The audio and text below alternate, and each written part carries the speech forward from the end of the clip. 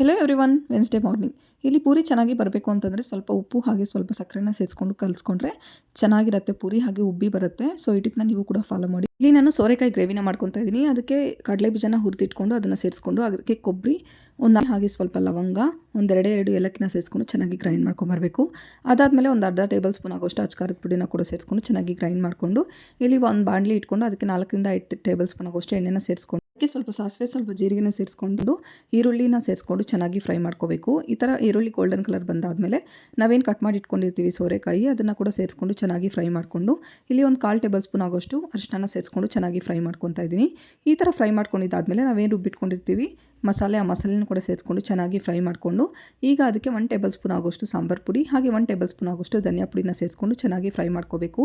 ಈ ಥರ ಫ್ರೈ ಮಾಡಿಕೊಂಡು ಮಿಕ್ಸಿ ಜಾರಲ್ಲಿ ನಮಗೇನು ಮಸಾಲೆ ಉಳಿದಿರುತ್ತೆ ಆ ಮಸಾಲೆನೂ ಕೂಡ ಸೇರಿಸ್ಕೊಂಡು ಈಗ ಒಂದು ಸ್ವಲ್ಪ ಹುಣಸೆ ಹಣ್ಣನ್ನು ನೀರಲ್ಲಿ ನೆನೆಸಿಟ್ಕೊಂಡು ಆ ನೀರನ್ನ ಕೂಡ ಸೇರಿಸ್ಕೊಂಡು ಈಗ ರುಚಿಗೆ ಎಷ್ಟು ಬೇಕೋ ಅಷ್ಟು ಉಪ್ಪನ್ನ ಸೇರಿಸ್ಕೊಂಡು 1-2 ವಿಷಲ್ ಕೂಗಿಸ್ಕೊಂಡ್ಬಿಟ್ಟೆ ಸೋರೆಕಾಯಿ ಗ್ರೇವಿ ರೆಡಿ ಆಗಿಬಿಡುತ್ತೆ. ಹಾಗೆ ಗ್ರೇವಿ ನೋಡಿ ಎಷ್ಟು ಚೆನ್ನಾಗಿ ಬಂದಿದೆ ಅಂತ ಒಂದ್ಸಲ ಟ್ರೈ ಮಾಡಿ. Thank you for watching guys. Bye.